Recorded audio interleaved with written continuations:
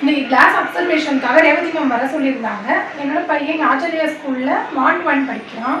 Class அப்சர்வேஷனில் first என்ன topic எடுத்தாங்கன்னா, first ரைம்ஸ்லேருந்து ஆரம்பித்தாங்க.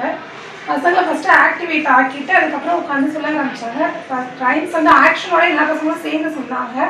தமிழ் ரைம்ஸ், இங்கிலீஷ் ரைம்ஸ் ரெண்டுமே சொன்னாங்க. அதுக்கப்புறம் ஆல்ஃபபெட் லெட்டர்ஸில் ப்ரொனவுன்சியேஷனோட கரெக்டாக சொல்லி கொடுத்தாங்க. பசங்களுக்கு ஈஸியாக நம்மலாம் சொன்னோன்னா ஏ ஆப்பிள் அப்படிலாம் சொல்லி கொடுப்போம். இப்போ வந்து ஏன்னா ஆ பி ப அந்த மாதிரி ப்ரொனவுன்சியேஷனாக பசங்களுக்கு ஈஸியாக புரிகிற மாதிரி சொல்லி கொடுத்தாங்க. பசங்களும் ஈஸியாகவே அதை கரெக்டாக மேம் என்ன சொல்கிறாங்கன்னு புரிஞ்சுக்கிட்டு அவங்களும் கரெக்டாக ஆன்சர் பண்ணிட்டு தான் இருந்தாங்க. அப்புறம் உயிரெழுத்துக்கள் சொல்லி கொடுத்தாங்க.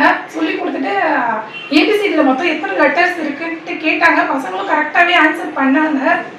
அப்புறம் சீக்வன்ஸ் போர்டு வச்சு சொல்லிக் கொடுத்தாங்க. மார்ட் எக்யூப்மெண்ட்டில் வச்சு பசங்களுக்கு எப்படி நம்பர்ஸ் கவுண்டிங் எப்படி கரெக்டாக ஐடென்டிஃபை பண்ணுறது அப்படின்னு 10, 20 அந்த மாதிரி வச்சு 10ஓட 1 ஆட் பண்ணால் என்ன வரும், 10ஓட 2 ஆட் பண்ணால் என்ன ஆன்சர் வரும்ன்றது பசங்களுக்கு புரிகிற மாதிரி மார்ட் எக்யூப்மெண்ட் வச்சு சொல்லி கொடுத்தாங்க. பசங்களும் ஈஸியாகவே சொன்னாங்க.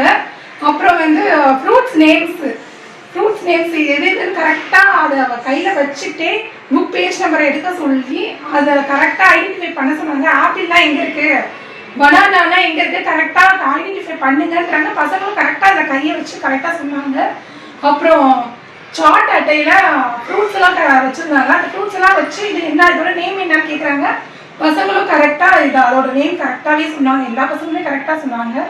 பார்க்கவே ரொம்ப ஹாப்பியாக இருந்துச்சு. டீச்சிங் சூப்பராக சொல்லித்தராங்க. ஹாப்பி.